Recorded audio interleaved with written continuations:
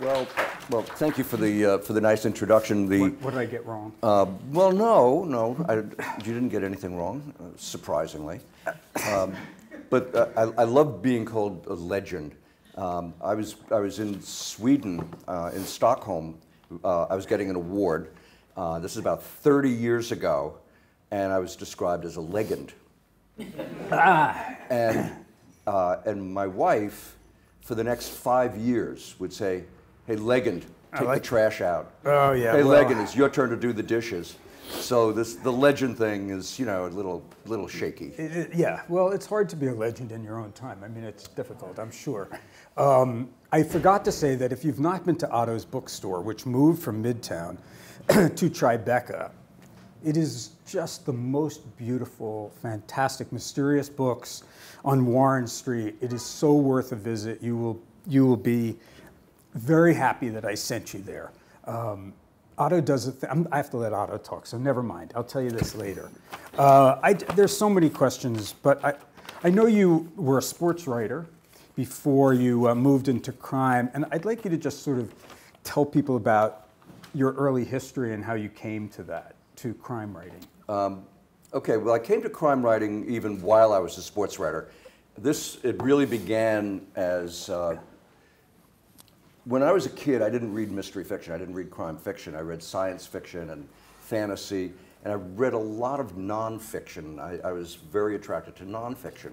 And when I went to Michigan, and I started out as a psych major, and having gone to a high school in New York that understood science, I started arguing with my teachers about the lack of science that was really being brought to something that was being portrayed as a science, because psychology it's not a science.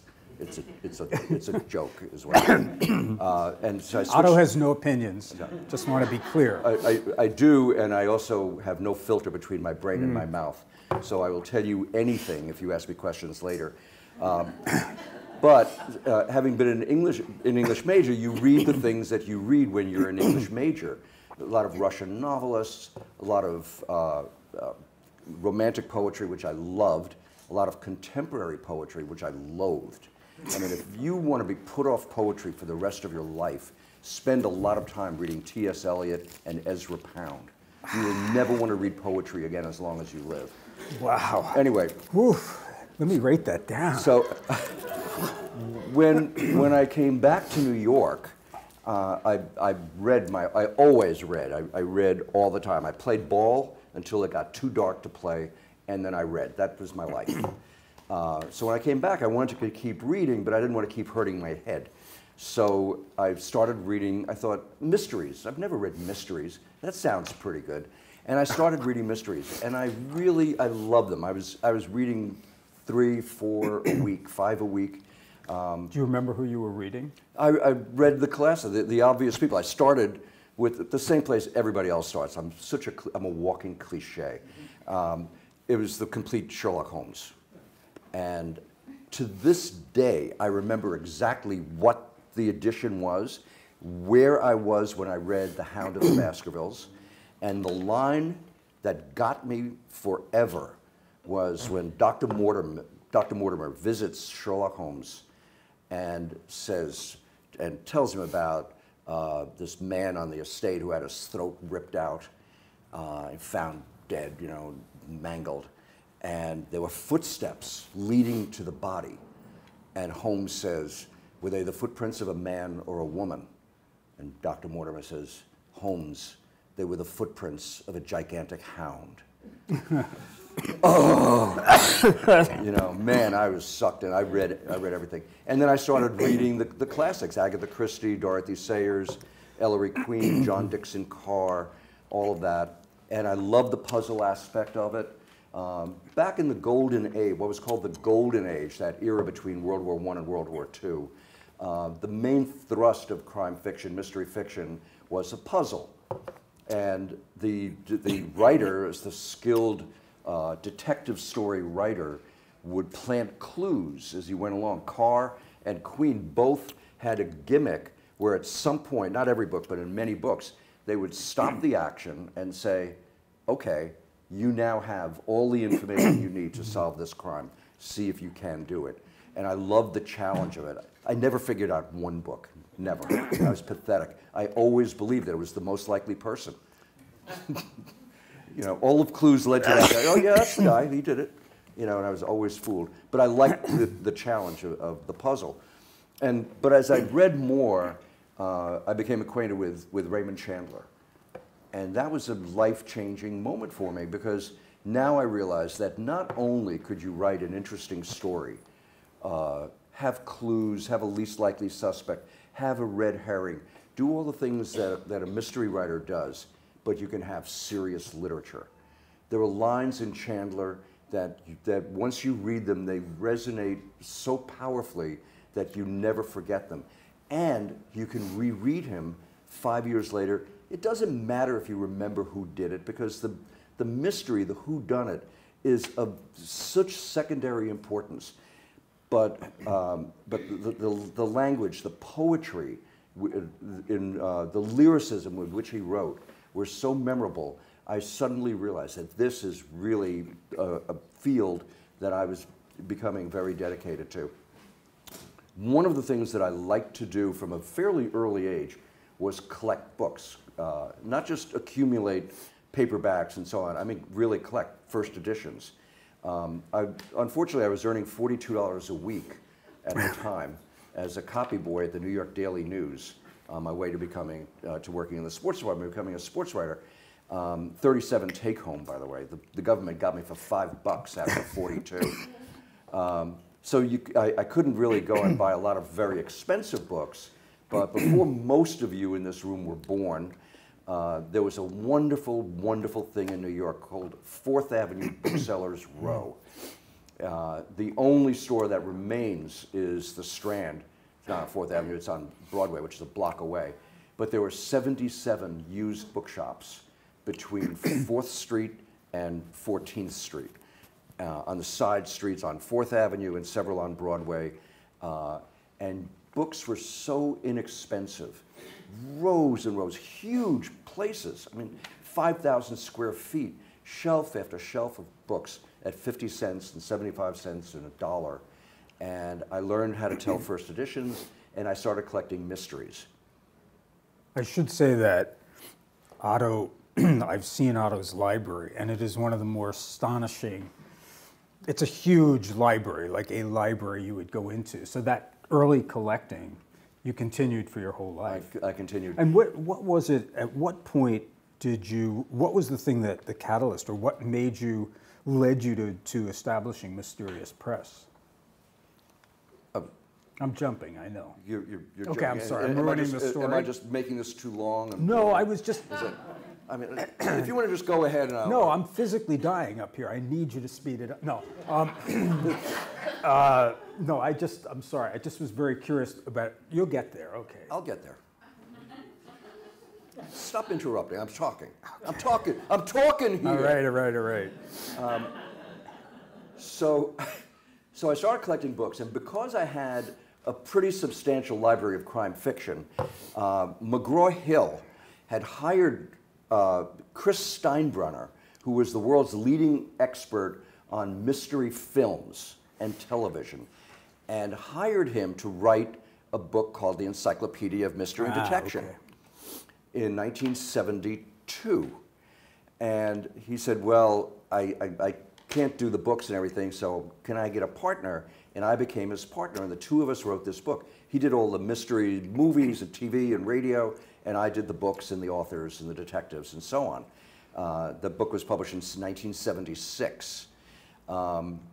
At that time, I had joined the Mystery Writers of America. I won an Edgar for that book in 77. I became friends with several people, one of whom was the greatest mystery editor who ever lived, Joan Kahn, who had a great imprint at Harper and Row in those days, now HarperCollins, where she discovered Tony Hillerman, Michael Gilbert, Dick Francis, so many great writers. And Joan and I became friends. And we were having one of our lovely lunches, and I said, you know, I have this dream of starting a publishing company that specializes in crime fiction, but that treats it with real respect, with good paper, and full color covers and limited editions, signed and numbered in slipcases, the kind of thing that poets got and writers of belles lettres would get, but never mystery writers. So I thought this would enhance the mystery field. So in '75, I started Mysterious Press. And I did most of it on my own for many years until '82. Can I interrupt you? Yes, please do. I'm curious who those first writers were that you published. The first writer, the only writer that I knew, I'm a member of the Baker Street Irregulars, which is a Sherlock Holmes sort of fan club. And a member of that club was a writer named Robert L. Fish, who is best known for a book called Mute Witness, which became the great Stephen,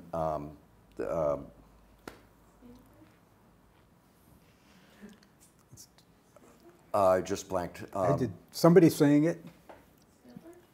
Sorry? No. Anyway, it became a very successful movie with the greatest chase scene of all time. Does that bring it back for anybody? In San Francisco? Bullet. Thank you. Steve McQueen. That was based on Mute Witness. So Okay. Bob Fish and I got to know each other, and I said, listen, I want to start this publishing company. Could I publish a book of yours? He said, well, you know, I'm regularly published by Harper. I really can't leave, and so on. So I said, how about a short story collection? He said, oh, yeah. No publisher wants to do a short story collection because short story collections don't sell. So that was my first book, and I also collected a bunch of Sherlock Holmes parodies that had been written in the teens, the 19-teens, 15, 16, and those two books came out first. Then I did a book with Bob Fish, then introduced me. I took him to a conference to sign books. I had a little table. Bob Fish and I sat there, and with a little stack of books, and I would sell the book for $10, you know, and he'd sign the book. And he said, listen, I'm having lunch with my friend. Would you like to join me? And I said, well, sure, that'd be nice. He said, and I said, who's your friend? He said, Robert Bloch. Robert Bloch is the author of Psycho, among many other well-known books and very successful, popular books. We're having lunch, and Bob Fish says, you know, you're publishing me, but who you really should publish is Bob Bloch. And I said, oh, well, yeah, of course, but, you know, and Bloch said, sure, what do you want? I said, a short story collection. He said, you'll have it tomorrow, basically. I did that, and then I got very, very lucky. I got a job with Ellery Queen Mystery Magazine. I had 2 columns. One was sort of a general crime column. Not really reviews, although I could review a book, but I could, like, gossip, mystery movies, a play, things that happen in the mystery world, as well as an interview column. So I was interviewing a lot of very famous writers, one of whom was Ross MacDonald. And so I was sitting in his little cabana on the beach at Santa Barbara, and I said, you know, I'd really love to publish your Lou Archer short stories. And he said, okay. I said, well, what about Knopf, your regular publisher? And he said, they never asked me. It's yours. So I published the complete. Now this, I have to say, Bob Bloch really ruined me. Because as I said, I was doing this all by myself. I mean, literally by myself. I would get the manuscripts together, send it off to the typographer, do the proofreading, hire the jacket artist, do the contract, get the books printed, paper bind, have them shipped to my apartment. My apartment, 1,000 books, you know, stacked up, and then take order. And this is before computers. This is before Xerox machines, before fax machines. So if I wanted to make contact with a bookshop, say, carry my books, I'd sit down and type a letter on my typewriter, and type the envelope, fold the letter, and mail it, and then wait for orders to come in. This was fine. But then the orders would come in, and I would do the banking, and I would wrap the book and take it to the post office. This was great until I had success. Right.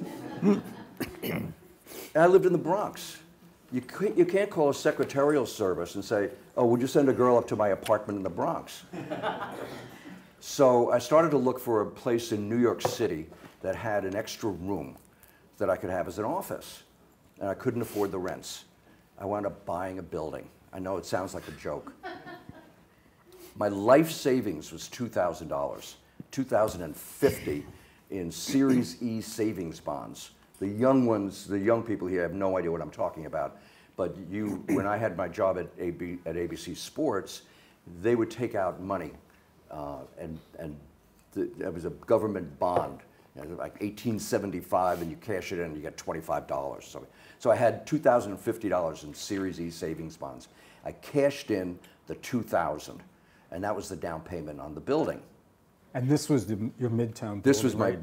Midtown bookshop. I did it with a partner. He contributed some money and renovated and said, oh, now I've got a place with room. Wouldn't it be fun to have a bookshop?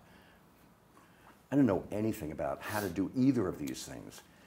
So I made tons of mistakes along the way. But as a little time went by, an investor came along and said, I love what you're doing with Mysterious Press. This is late 81, early 82. He said, I'll fund it. I'll give you some money if you want to hire more staff, hire more people, get more books. I'll pay the advances. I'll pay for the artist and printing and everything. And we'll split the money 50-50. And I said, great. What a deal. Before the first book came out, Congress evidently closed the tax loophole. And he said, okay, this isn't going to work. I've got to pull out. You have to pay me your half. So what's my half? $267,000, which today would be the equivalent of $26 million for me. And I said, I don't have it. And he said, I know you don't, but let's work out a plan that's fair. I said, okay, what can you do? And I said, $1,000 a month. And he said, okay, and I won't charge you interest. It was very good. Then I'll make this as short as I can, really. The books came out, we sold some foreign rights. Within 6 months, he was in profit. We were in profit. But he had pulled out. Now I'm out of publishing. I've got a staff. I have writers who left their regular publisher. And I went to my agent and I said, I don't know what to do. And we had lunch, and he said, I know exactly what to do. Don't worry. And I met Larry Kirschbaum, who at that time was running Warner Books. And Larry, who is crazy enough to be here tonight, knows all of these stories already. And I made an agreement that the Mysterious Press would become an imprint at Warner Books. And you think I had a lot to do with increasing the visibility of mysteries and so on. 90% of that credit goes to Larry. And the support that he gave to my writers, to me, to Mysterious Press, to my staff, poured money into it, promoted books. And the greatest, I'll move on quickly, but the great moment, we signed our deal, as it happens on April Fool's Day, April 1st. And once all the papers were signed, the lawyers are in the room, you know, everybody's there, we're making this big deal. And Larry doesn't come to me when this is all done to say, so how many books do you think we can sell? How many units can we move or anything? The first thing he said was, who should we get? Who's the best writer? And I said, Ross Thomas. And he said, my favorite writer, let's get him. And it took us a little while, but we did. And it was a great, great relationship with Warner Books. So that's the easy, I'm easy glad I Mysterious didn't Press story. interrupt you. I only interrupted you once, and I'm glad I didn't. I am too. See what we put up with. So I thought people would enjoy hearing about, because you did work with some legendary writers very closely, and I one of the first times I think I met you, I brought up Patricia Highsmith, which got quite a reaction, and I just think that's an interesting story for a lot of the people here who are crime fiction writers, or you know, your work with her, but you can also talk about some of the, I would like you to talk about some of the other authors that you worked with who are. It would be a pleasure.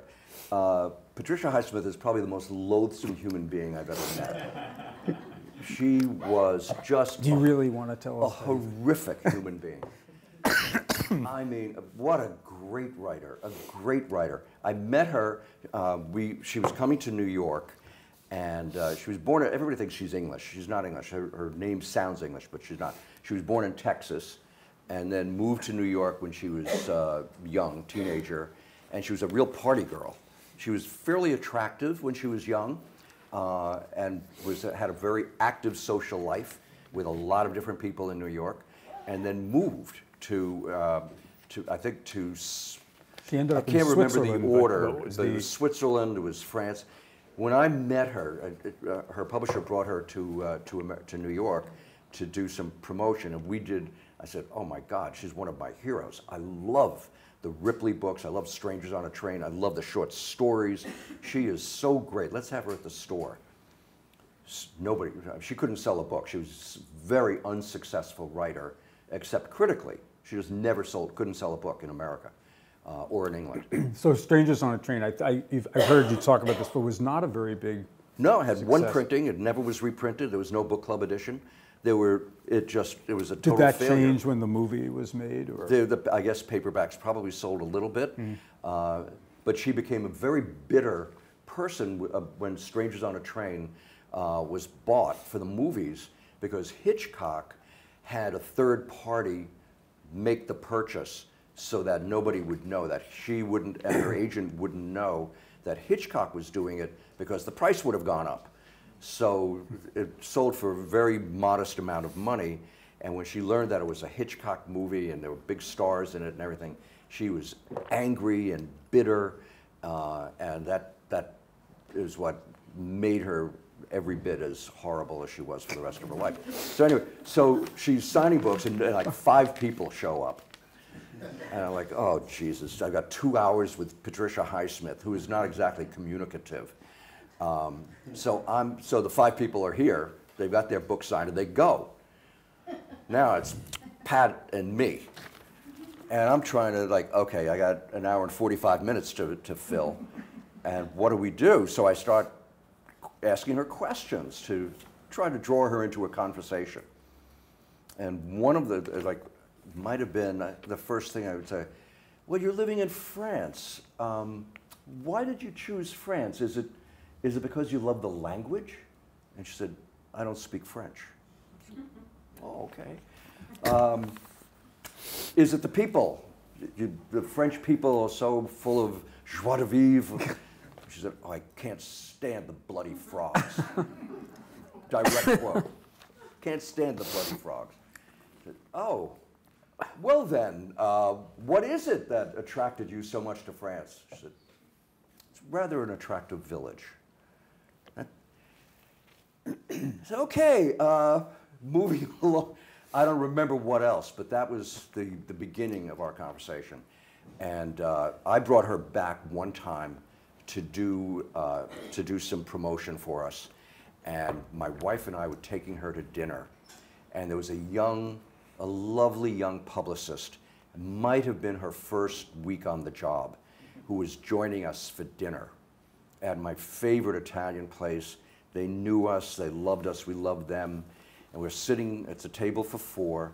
My wife and I are there with Pat, and Ellen Herrick, this lovely young publicist, shows up with 2 roses and hands one to my wife and hands one to Pat. And Pat takes the rose, drops it on the ground. Not thank you, no eye contact, takes the rose, drops it on the ground. And by then, had you asked her if she was, had you discussed publishing with her? By then she was my author. I made a 6-book contract. And how did that conversation come about that you? Oh, I said, look, I admire, she had not been published in America for about 3 years. And I said, you know, I'm buying your books from the UK, but you're not published in America. She said, well, that's my agent's fault, you know. I said, oh, well, could I talk to her? She said, yeah, she's over there in the corner. You know, I said, oh, good. I got somebody else for me to talk to. I'm having so much fun talking to you. So I go over to the agent and I said, you know, I think Pat should be published in America. And she said, so do I. And she said, well, call me tomorrow. And, you know, we made this deal. It was a 6-book deal. And that was my experience with Pat. Since I'm on the subject of the most loathsome people, I'll mention Ruth Rendell. Did some of you come and see Ruth here when she spoke? Oh, yeah. Was she lovely and charming? I hope she was. She could be. She was charming. Yeah. Yeah, she could be. And what a writer. Oh, what a writer. Oh, wrote like an angel. I love the book so much. Her poor husband, I took them to dinner, and they got divorced and then remarried. Like, Don, what is wrong with you? And he was such a gentle soul. And she would spend the entire dinner, this happened more than once. Oh, Don, shut up. Oh. Shut up. You don't know what you're talking about, Don. Shut up. I said, oh, it's humiliating. I felt so bad for him. And he would just sort of chuckle, like, just take it. My favorite Ruth Rendell moment is when she gave a speech short after the attacks on 9/11, where she made a speech in London saying these were not terrorists, they were fighters for freedom. I'm thinking, what is wrong with you, lady? I missed that. Whose freedom? You wouldn't have any freedom in the world that these guys want. What is it? Anyway. Well, I think it's actually, I was thinking that if there are any really difficult writers here in the group, you've found your publisher. Yeah, really. So, but I have to say now, having got that off my chest, yeah, I will tell you in all candor and honesty, from the bottom of my heart, mystery writers as a group, I'm sure you've met many of them here. There are others in your future, no doubt. What are the loveliest, nicest, most generous, kind people that you will ever encounter. They get all of their hostility out in their books. There's catharsis in their books. They are so generous. They help each other. The mystery community is one of endless help and warmth to each other. They're the greatest people that you will ever meet. Elmore Leonard, for example, he had just had a hardcover book. He was mainly a paperback writer back in the 60s and 70s, and in the early 80s he got a hardcover book, and he was published by a house no longer in existence called Arbor House. And I had read his books and I admired him. I thought he was just terrific. He was very, very different. He had a unique talent. He didn't sound like anybody else. And so I called Arbor House and I said, any chance that you're touring Elmore Leonard? And he said, touring? I said, yeah, like going to bookshops and talking to media and stuff. No. Why, do you want him? And I said, yeah. I said, okay, we'll bring him. So I said, I'm getting Elmore Leonard. This is pretty exciting. Now, he had a jacket photo with one of those little like newsboy caps and squinting into the camera like that, And I'm looking at it, I'm waiting for him to show up, and I'm looking at the picture and I'm thinking, this is like the toughest guy in the world. Yeah. Man, I hope this event goes well, because otherwise he'll beat the crap out of me. And I got really nervous about this because I'd never met him. And my old store on 56th Street had a spiral staircase that went from the ground floor up to the second floor, which was where we did the events. So I'm sitting at the desk waiting for him, and he comes up the spiral staircase, and he's got the little cap, and he's got the squint. And I'm like, oh, Jesus. And he says, you Penzler? And I said, yeah. Hi. And he said, I got to thank you. This is the first signing I've ever done outside of my hometown. And he hugged me. He hugged me. Oh, it's the greatest thing. Well, he was the first Crime Fiction Academy Masterclass. And the way it happened is that the chairman of the board here said, who are you going to get to speak? I said, I don't know. Who's your favorite crime writer? He said, Elmore Leonard. I said, I'll give him a shot. And the reason I could give him a shot was that I had been the person handing him an award at an award ceremony. So I called him. I had his number. I called him up. I asked him if he would do this. And I said, I gave you this award. And he said, oh, you're that nice young man. I figured, well, he didn't remember who I was, clearly, if he thought I was the nice young man. But he agreed to do it. He agreed to come from Michigan and do the talk. And those of you who were here and lucky enough to hear him, he was wonderful. And, oh, and the generosity is hilarious. And we really became very close friends. I dedicated a book to him, and he dedicated one to me. And I appeared as a character in 2 of his books, The Comfort to the Enemy and Up in Honey's Room. I'm an SS Sturmbannführer. I wonder why he did that. I know why he did it. I was in Africa with Rommel in Africa. I wasn't rounding up Jews. I was in a tank corps. Just want you to know. So I was captured. He's in my office signing books. And he says, my next book, he loved talking about his books. A lot of writers don't like talking about their books in progress, but he did. He loved talking about his books. And he says, my next one, says it's about German POWs in Oklahoma, which are based on a big POW camp in Oklahoma. And he said, I need a good German name. I said, how about Otto? I said, Otto, that's a good, Otto Penzler. Yeah, that'll work.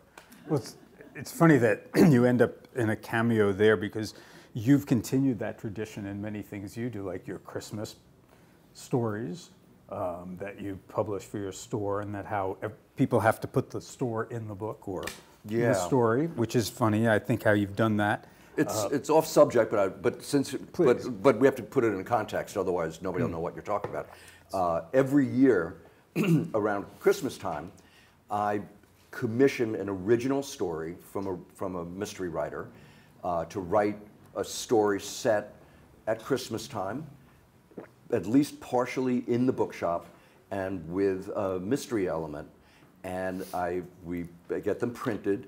And I give them to my customers as a thank you for being a customer at Christmas time. And you've been doing that for how many years? Almost 30 years, about 28 years, 29 years.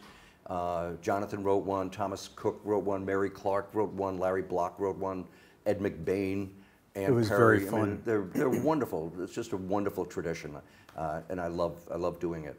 Can I ask you, because I'm so curious about these big anthologies you've taken on, because they seem like such a huge amount of work, and how you go about that, and you know, if you could just talk a little bit about that process and how you started doing that. Sure.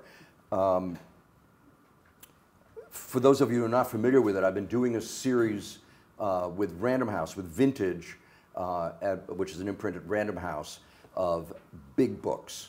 The big book of pulps that Johnny referred to, the big book of Christmas mysteries, the big book of Sherlock Holmes stories, the big book of Jack the Ripper. And they're called big books for a really good reason. They're like 700, 800, 900, 1,000 pages, 8 by 10 double column. It's like 10 books. They're gigantic. And how I go about them is I find a subject and I ask my editor and said, how would you like to do Christmas anthology or Sherlock Holmes anthology or Jack the Ripper, whatever it is? And he says, yes. And then I start reading. And I make a reading list, and I do some research to find stories that I have forgotten about or so on. And because my library is ridiculous, I don't recommend this to anybody. It sort of got out of hand. It's about 60,000 volumes. And it's a 3-story library. I had to build a house to hold them. So from the outside, it looks like a big house, and you walk in, it's like these little rooms, you know. But the library is gigantic. So I have all these books in the library because I've been collecting mystery fiction for 50 years. So I start reading, and I make notes. I'm a very technically savvy guy.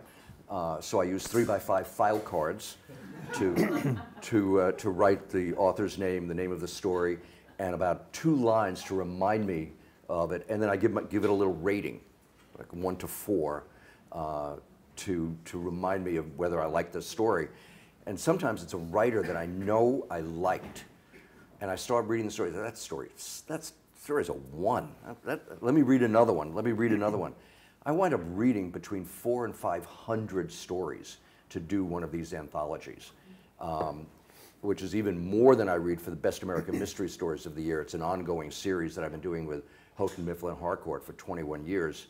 And I have a reader, the fastest, best reader in the universe, who looks at between 3,000 and 4,000 stories.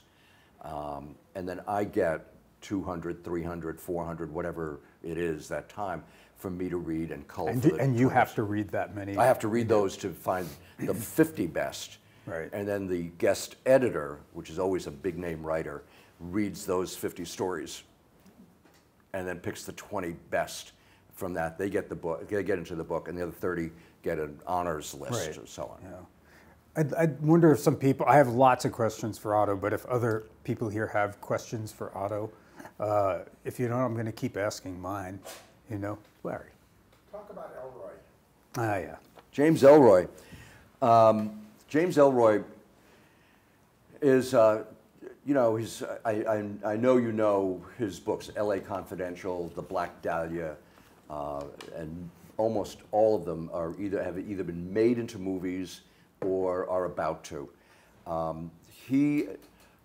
kind of discovered him. He had a paperback original out. And I had started, even you may not know this, I had started a literary agency back in 1980 with Nat Sobel, the greatest agent in the world, with the possible exception of Larry, who we had lunch together. We didn't know each other very well, but we decided, let's start the Mysterious Literary Agency. And I knew the Arthur Conan Doyle estate very well, and my first client was basically Sherlock Holmes and the Conan Doyle estate. Also Walter B. Gibson, who's more famous as Maxwell Grant, the creator of The Shadow. So those were my first 2 clients. Now one day I'm sitting at my desk, and this giant guy comes up the stairs carrying a manuscript. And he walks up to the desk and says, "You Penzler?" And I said, "Yeah." He said, "I'm James Elroy. I'm the next great one." And I shook his hand and he said, "I'm told you have a literary agency. I want you to be my agent. And I have a book." I said, "Okay, well, I'll read it." I read it. My deal with Nat was that I would find the manuscripts, do whatever editing was necessary, and Nat would do the selling and the contracts and all of the business stuff that goes with being an agent. So I read it. It was called L.A. Death Trip, the usual low-key kind of book for Elroy.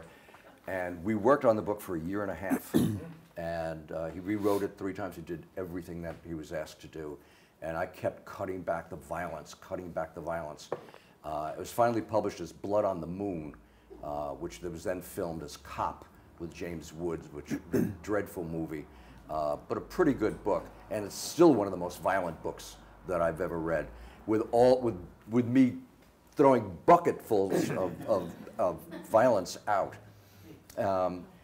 And I wanted to publish the book, but now I still have Mysterious Press, of course, but I'm an agent. So I said, okay, I'll publish it, but I'll have to negotiate with myself, basically. The short version is I gave him $5,000 to publish the book. Then he had a second book, and we worked on it, again, for a long time. He did all the work. $5,000. Then I made my partnership with Warner Books, and he gave me a third book called Suicide Hill. $5,000. Combined, the 3 books did not sell 5,000 copies. So I get another manuscript. By this time I said, look, I've made my deal with Warner Books. I'm publishing 24 books a year. I can't be an agent. So I just gave the agency to Nat and all the clients. So I was not an agent anymore. And Nat sends me the manuscript and says, I want you to read this book, and I want $20,000. I said, $20,000? We didn't even earn out on $5,000. I said, read the book. And I read it, and I said, okay. And the book was The Black Dahlia. And The Black Dahlia sold and kept selling in hardcover. We kept reprinting. I think we reprinted 6 times. And when the paperback came out, I think the first printing was like 500,000, and it was the first New York Times bestseller that the Mysterious Press ever had. I was best man at his wedding, and while I was standing behind the, whatever that thing is, you know, altar, yes, is it an altar? We're standing back there, and he says, Otto, should I do this? I said, well, yeah, I think so. I mean, wouldn't you have known by now? You know, this is down at Hilton Head Island. His wife was very wealthy, white glove, you know, waspy, very waspy people. And so he goes out, they get married, and people start making toasts. So Elroy figures he ought to make a toast. I'm getting scared. It was too scary. It was so vulgar. It was so obscene that I couldn't look at him. And her family is there. Her mom and her dad. Their little girl is going to this guy who's talking about pissing on the car out front, and that was just that was the mildest thing. I had to bar him from the store for a while because he would show up when I was doing events for other people, other writers, and he would stand down at the bottom of that spiral staircase, and as they were getting ready, he'd say, "You don't want that book, you want this book. You know, this book is for the whole family. If your family's name is Manson." And if there was an attractive woman in the store, he would drop to the ground and do an alligator crawl and bite her on the ankle. You can't make it up. I couldn't make this up. And it seems like such a bad move, but I don't know. He got luckier than more than anybody I ever know, but they're crazy. There are a lot of crazy people. Anyway, is that enough James Elroy for you? No, never enough, but maybe another question be from the group. You have to help me because I can barely talk here, you know. Okay, so ask me some other questions. I mean, I can go on, but you know, I can go on and on. But let me ask you a question. Let me ask you all a question. You know, you're here listening to stories, and I'm having fun telling the stories. You may even like some of the stories, find them amusing. Is this helping you in what you're here for? No, I wouldn't think so. So why don't you ask me questions that might help you with what you need or what you want to get out of this class? Well, actually, that's the second part upstairs. This is the fun pub where you can tell public stories, and then they're going to grill you about that. Okay. But what I was if you're having fun, fine with me. You see, I was saying, I've said to Otto, many people have said this. When's your memoir? And you say, never. You know, if I were good, well, look, there was a profile.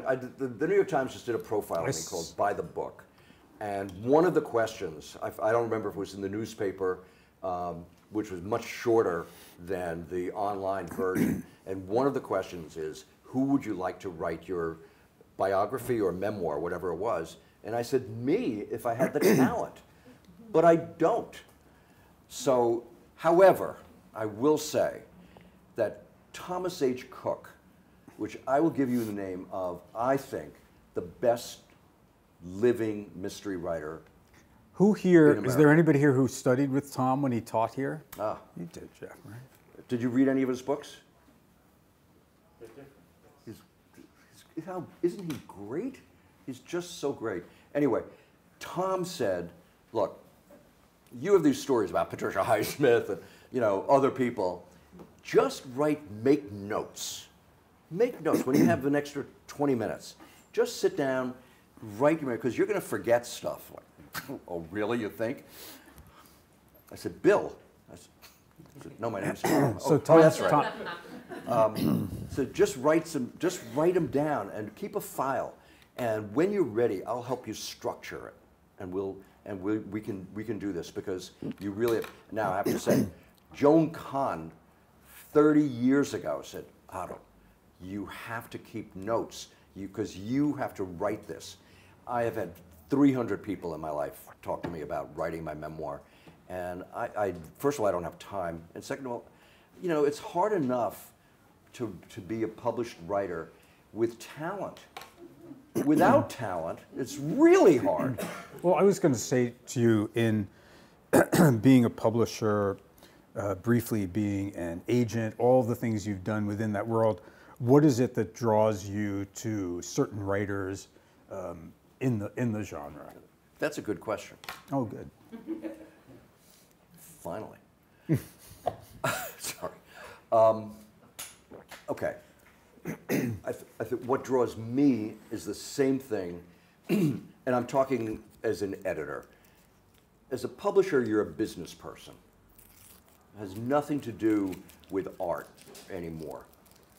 As an editor, you have no connection to finances and economics. It's all about art. So blending the two is, sometimes they're pulling away from each other. So I speak mainly as an editor when I answer that question. And it's what I think any good editor would, at any publishing house, regardless of what they're publishing, would respond in the same way, which is that I want to read something that is written in a way that I've never read before. I want something original. I want poetry in the language. I want characters that come alive. I don't care if it's science fiction or Western or romance fiction or crime fiction or literary fiction. If the characters don't live, if I don't care what happens to the character, that book is dead in the water. I am not going to finish reading that book. And if the characters are doing interesting things and they're pulling me along enough to make me want to turn the page, I'll eventually get bored with it if the writing isn't better than what I would do. I can write an English sentence. I've done a lot of writing in my life. I've written books, I've written parts of books. I've done a ton of writing. I am a totally competent writer. I don't have that thing that makes you special as a writer. And that's intimidating, which is why I'm not writing my memoir. It has to have that. It has to have a plot. It's got to have the classic Greek arc of a beginning, a middle, and an end. The end has to be one that makes sense. You can't suddenly have something come just to solve your problem. If you wrote yourself into a corner, you can't just create an ending that solves your problem. It has to be organic from the rest of the book. I'll give you a quick example. Unfortunately, you probably haven't read the book. The wonderful, wonderful writer, Minette Walters. Oh, I love her. A wonderful writer, Ruth Rendell type of writer, but a lovely person. Sort of a monster. Wrote a book called The Cellar. And it was a fairly short book, like 200 pages. And it was a very specific book. And she turned it into her publisher in England. And Random House said, no, this is for a very specific imprint that we wanted this book for, which is horror fiction. And the book is about a girl, an African family that brings a young girl with them to London and make her a slave. She's locked up in the basement in the cellar, which is where the book gets its title. She's illiterate, she can't speak English, she is made into a slave. And a lot of bad things happen to her, but she's a lot smarter than the family realizes. And things start to happen to the family. It is a creepy, wonderful book. Now, her publisher said, no, it has to be part of a sort of a horror. It's got to be a horror story. So the book ends with some devil-type creature coming out of this girl and killing people in the family. It's like, the hell is this? So I'm reading the manuscript. I am riveted. Every page is tense, it's suspenseful. This girl is going through so many bad things, and you're rooting for bad things to happen to other people, and you are rooting for this poor child. And And then the devil comes along. So I write to Minette, and I said, you had me. 190 pages. This is one of the best books I've read in several years. But the devil comes out of her. I immediately get back 10 new pages the next day. And I said, this is perfect. She said, that was the original ending. But the publisher wanted a horror ending, so that's what I wrote. But this, I'm so glad you didn't like that ending, because this was the real ending. And she finished this fabulous book. So that, I would have rejected the book. I said, I can't publish this book. The devil doesn't show up, you know, there's nothing in the book that led up to that. So the ending, as part of that plot structure, needs to be organic from the book. So that's what I look for. Do I look for it to be commercial?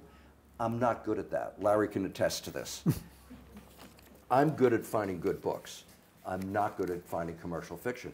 The truth is, if John Grisham sent me a book, anonymously or pseudonymously, I'd reject it. I'd reject it. Now, it's good commercial fiction. He's got so many fans, people love his books. It doesn't speak to me. I don't warm to it. And there are other very popular, very successful writers about whom I feel exactly the same way. I wouldn't see it. David Baldacci, here's a great example. David Baldacci. These books are scrawled with a crayon. And I would reject that by 10 pages. I don't have that commercial sense that smart, successful publishers have. Larry has it. No, but you like Mike Connolly. Right. I love Mike Connolly. Yeah, so. I love Mike Connolly. I love Lee Child.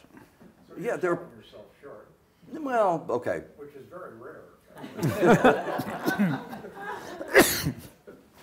But let's say that I don't, but Larry has an eye for books that I envy. You know, Bridges of Madison County, a book that a lot of people didn't like, a lot of people loved, millions loved. Larry spotted this book and wouldn't take no for an answer. Went to, was it Minneapolis, where you went to B. Dalton or somebody, and said, you've got to take this book. They had passed on the book. Said, no, you have to take this book. Put his entire credibility on the line. The book club, I hope I'm not giving away anything, gave it to the book club, said, you don't have to give me in advance. I want you to take the book for the book club. That's somebody who had real confidence in a book that a lot of people didn't think was particularly well written. And everything he wrote after that, of course, immediately went into the toilet.